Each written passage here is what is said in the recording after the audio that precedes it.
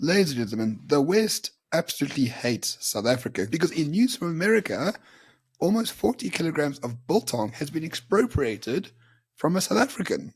This is a hate crime. This is a hate crime. If the Americans understand anything about South Africans, you can take our dignity, you can take our liberty, mate, you can even take our electricity. But you touch our fucking biltong and we will fuck you up. You understand? Now, here, this poor, defenseless South African went all the way to the United States thinking, land of freedom. And they were like, hey, what's this rubbish? Is this beef jerky? And he was like, I don't eat that cock. And they're like, well, that's it. This stuff is going in the bin. And he was like, hey, man, this is 32,000 rands worth of biltong. It's a freaking lot of money on biltong, mate. And they were like, you can't bring this stuff here. This is a hate crime, my friend.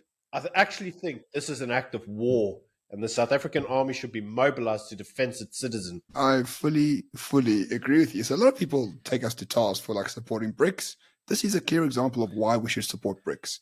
If you take 40 kilograms of biltong to China, they're going to be like, oh, it's only biltong, not turtle, so come on in. You know what I mean? Or to India or wherever else you want to go that is not the Western world. But in the Western world, they expropriate your biltong, 40,000 rand with the biltong, mind you, and then just burn it. They don't even give it to the poor. They don't even distribute it to the needy. They just burn it right in front of you because it might have diseases in it, which is A, very racist, and B, a hate crime, as we have said. But unfortunately, Byron, this is not the only hate crime perpetuated against South Africans by Western powers, because now apparently the EU has new rules for oranges. Yes, so for those of you who don't know, South Africa is the second largest exporter of citrus in the world, behind Spain. I was as shocked as you are. I mean, anything actually came from Spain that isn't just, I don't know, people sleeping on benches and not going to work. Who knew? But apparently they're the first largest exporter of citrus in the world. Well, the EU heard them and they said, hey, we don't want that South African citrus here, not unless they go and they freeze all of their fruit to 2 degrees for 20 days prior to exporting it to Europe. Now, Ramon, here's the problem. To freeze food to 2 degrees, you need a freezer. And that freezer runs on? The goodwill and foreign aid. Yeah, I think it runs on electricity, my friend. And the problem is we don't have any. So this is going to have a serious detrimental effect on our citrus exports.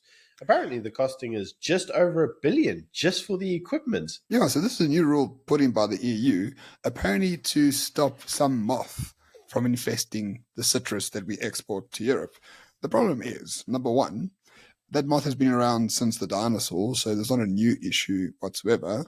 Number two, South Africa has been exporting citrus for who knows how many decades to the EU. And then number three, this is a very European thing to do. We are paid to make rules, so we'll just make rules without thinking about the effects of those rules on the people that it is affected by the certain rules. So now the citrus farmers of South Africa have to freeze their food for 20 days before they can export it to the EU. That costs 1.4 billion rand in capital expenditure. But if they don't do it, the EU is going to say, well, you can't export to the EU anymore. So that leaves us $500 million in the hole. Bureaucracy, man. This is another hate crime against South Africa. It's European bureaucracy keeping the third world down. So you may say, well, what's the net result of this? Well, actually, job losses, mate. Job losses. You know what Africa is the most famous for? Poor people. Poor people with no work. And the EU sits there pumping aid into Africa all year, every year. Mate, just don't come up with stupid, arbitrary rules. That would be a really good help.